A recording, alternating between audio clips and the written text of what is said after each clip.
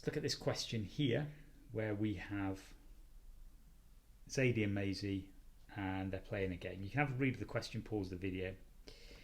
What I'm going to do is only answer this first one here, number 1, because the answer for A2 and B, that should be fairly straightforward, and for C as well, once you get the hang of how you answer 1A, which can be quite long. So on here I've written out this question again, and for Zadie to win she needs to get a prime number. So the prime numbers between 1 and 9 inclusive are 2, 3, 5 and 7. So there are 4 out of 9. So the probability of her winning on any go is 4 out of 9.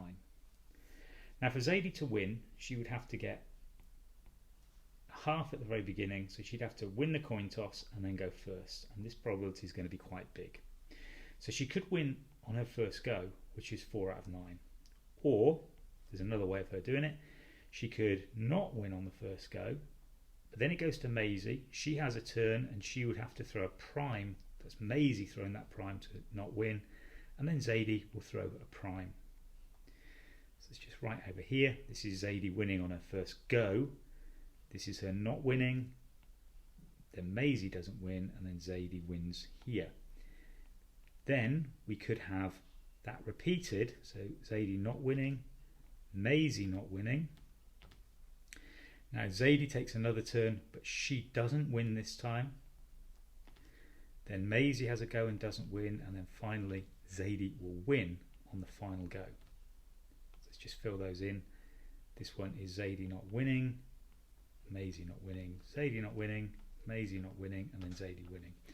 Now clearly that carries on up to infinity, and infinity being the key word here. So what I've got inside here, inside this big bracket, I've got a sum of a GP. So let's just do some tidying up here. And let's take 4 out of 9 out of each term. And that leaves me with 1 plus, now if I take that 4 out of 9 out, that leaves me with 20 over 81. And in the next term, if I take this 4 out of 9 out here, it leaves me with 20 over 81 times 20 over 81, which is 20 over 81 squared. So we can see here that this is my sum of my GP. So we have a half times 4/9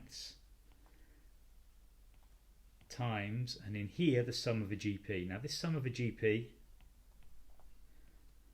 not very good mathematical terms, but let's just write that as a sum of a GP. And here the first term is 1, and the R is 20 over 81, and N is up to infinity. So I'm going to work out the sum of a GP up to infinity now.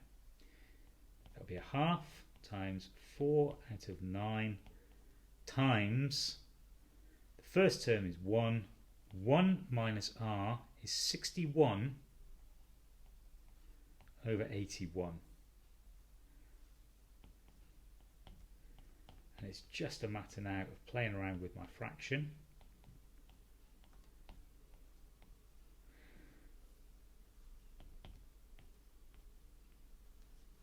Okay, so this is going to give me 2 times 9 rather, which is 18, and 61 on the bottom. And that's my final answer. That's the chance of Zadie winning if she goes first. Now I can repeat that idea of making up a GP to get this next one if she goes second. So I'm going to leave that one for you to do, and then the other probabilities are just going to be based around those findings and those ideas that we've already got.